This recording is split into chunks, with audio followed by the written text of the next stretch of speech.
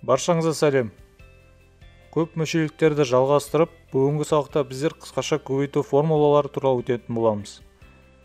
Қысқаша көбейту формуласының алғашқысы ол квадраттар айырымы, яғни а квадрат азайтылған б квадрат тең осы а азайтылған б көбейтілген а қосылған б деп жіктеледі. Яғни а минус б, а плюс б деп айтсаңыз болады. Осы алғашқы формула, осыны жаттап алыңыздар. Яғни басқа да формулаларды жазып алып, жаттап алғаныңыз жөн болады. Оған мысал келтірейік. Мысалы, а квадрат азайтылған 9. 9 деген баршаңызға белгілі ол 3-тің квадраты. Сондықтан а квадрат азайтылған 3-тің квадраты деп жазып алып, осыдан а азайтылған 3, а қосылған 3 деп жіктесек болады. Тағы бір мысал. Мысалға, в квадрат азайтылған 16. 16 деген 4-тің квадраты. Яғни b квадрат азайтылған 4-тің квадраты тең v азайтылған 4, v қосылған 4. Тағы бір мысал келтірейік. Мысалы, 4x квадрат азайтылған 25. 4x квадрат деген ол 2x-тің квадраты. 2x-тің квадраты азайтылған 5-тің квадраты тең 2x азайтылған 5, 2x қосылған 5. Осылай жіктеледі. Екінші формула ол кубтардың қосындысы, яғни а куб қосылған в куб тең а қосылған в көбейтілген а квадрат азайтылған ав қосылған в квадрат. Бұл формуланы жаттау үшін көптеген есептер шығарсаңыз тез жатталып кетеді. Оған бір мысал келтірейік. Мысалы, а куб қосылған 27. 27 деген ол 3-тің кубы. Сондықтан а куб қосылған 3-тің кубы тең а қосылған 3 көбейтілген а квадрат азайтылған 3а қосылған 9. Енді кубтардың айырымы туралы айтып кетейік. Оларда қосындысы сияқты, бірақ та таңбалардың орнына қарама-қарсы таңбаларын қоямыз. Яғни а куб азайтылған в куб тең а азайтылған в көбейтілген а квадрат. Қосындыда алу амалы болғандықтан бұл жерде бізде қосу амалы болады. Яғни қосылған ав қосылған в квадрат. Оған бір мысал келтірейік. Мысалға, а куб азайтылған 64. 64 деген 4-тің кубы. Осыдан а куб азайтылған 4-тің кубы тең а минус 4 көбейтілген а квадрат қосылған 4а қосылған 16. Бұл кубтардың айырымы туралы. Келесі формулалар ол жақшаның сыртында квадрат немесе куб болған жағдайда. А қосылған в-ның квадраты мысалы. Бұл бізде а квадрат қосылған 2ав қосылған в квадрат деп жіктеледі.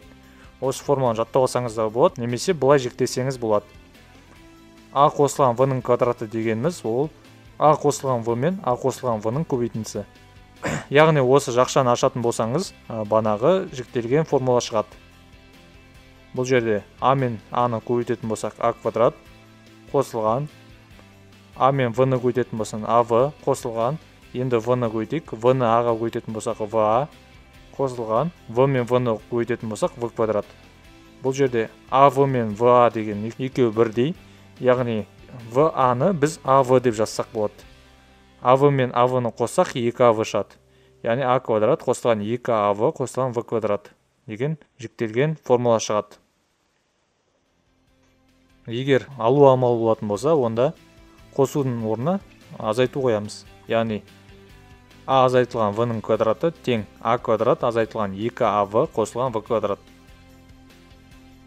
Енді куб болған жағдайдағы формуласы а қосылған в-ның кубы ол а қосылған в көбейтілген а қосылған в көбейтілген а қосылған в деп жіктеледі. Осыны ашатын болсаңыз, сіздерде а куб қосылған 3а квадрат в қосылған 3ав квадрат қосылған в куб. Яғни бұл формула қиын заты көрінгенмен, көптеген есептер шығарсаңыздар, оңай жатталып кетеді.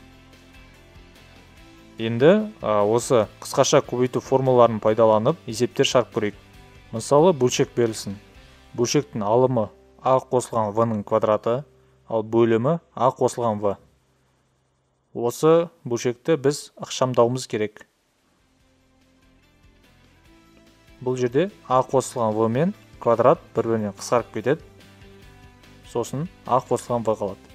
Яғни а қосылған v-ның квадраты дегеніміз ол а қосылған v көбейтілген а қосылған v деп жіктеледі. А қосылған v мен а қосылған v қысқарып кетіп, а қосылған v шығады.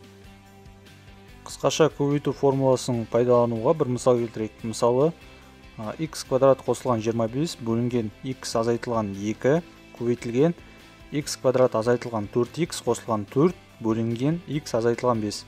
Осыны қысқартуымыз керек. Бұл жерде x квадрат қосылған 25-ті байқап отырсаңыз, x қосылған 5, x азайтылған 5 деп жіктесек болады ашып. Жазып көрейік. X қосылған 5 көбейтілген x азайтылған 5 бөлінген x азайтылған 2 көбейтілген осыдан x квадрат азайтылған 4x қосылған 4 дегеніміз ол x азайтылған 2-ның квадраты. Яғни x азайтылған 2-ның квадраты деп жазсақ болады. Осының квадраты мен x азайтылған 2 бір-бірімен қысқарып кетеді. Бөлінген x азайтылған 5. x азайтылған 5 пен x азайтылған 5 қысқарып кетіп, x қосылған 5 көбейтілген x азайтылған 2 шығады. Яғни осындай жауапқа жетеміз. Тағы бір мысал келтірейік. Мысалы, a квадрат азайтылған b квадрат бөлінген a минус b-ның квадраты қосылған 4ab. Осын шарайық. a квадрат азайтылған v квадратты жіктейік. a қосылған v, a азайтылған v. Осыдан a минус v-ның квадратын ашайық. Бұл жерде a квадрат азайтылған 2av қосылған v квадрат. Қосылған 4av деген бар. 4av. Осыдан минус 2av мен 4av қосылып, плюс 2av шығады. Яғни a квадрат қосылған 2av қосылған v квадрат шығады. Ол дегеніміз біздің a қосылған v-ның квадраты. a минус v, a плюс v-ны a плюс v-ның квадратына бөлейік. Яғни квадрат пен a плюс v қысқарып кетіп, a минус v бөлінген a плюс v деген жауапқа жетеміз. Келесі есепті өзіңіз жарып көріңіздер. a-дан a минус v азайтылған a плюс v-ден a бөлінген осы a плюс v-ден v квадрат. Сіздерде бұлай шығу керек.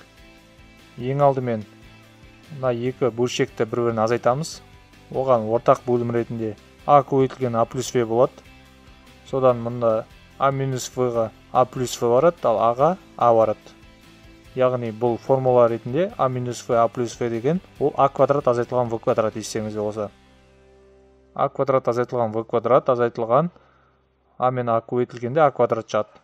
Сонда a квадрат пен a квадрат қысқарып кетеді, немесе жойылып кетеді.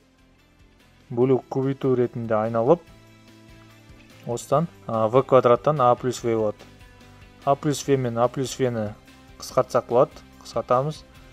Және v квадрат пен мына жерде v квадрат қысқарып кетеді. Сонда минус 1 бөлінген a шығады.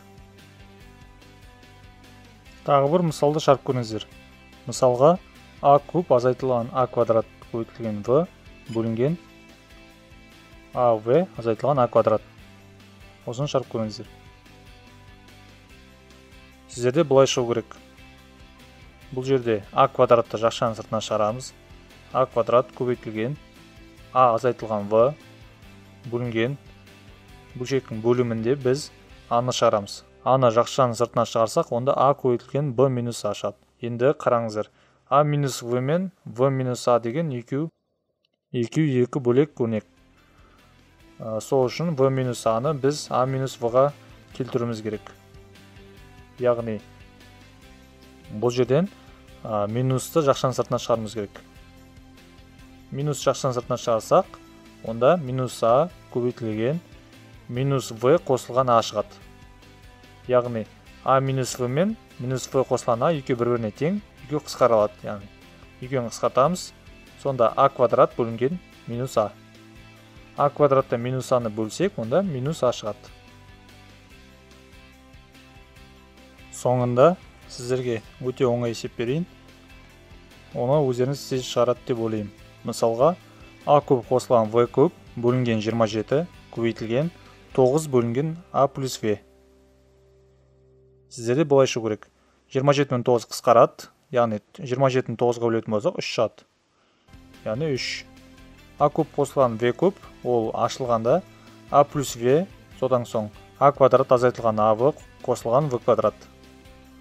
Сонан a плюс v мен a плюс v қысқарып кетіп, сонда бізде a квадрат азайтылған av қосылған v квадрат бөлінген 3 шығады.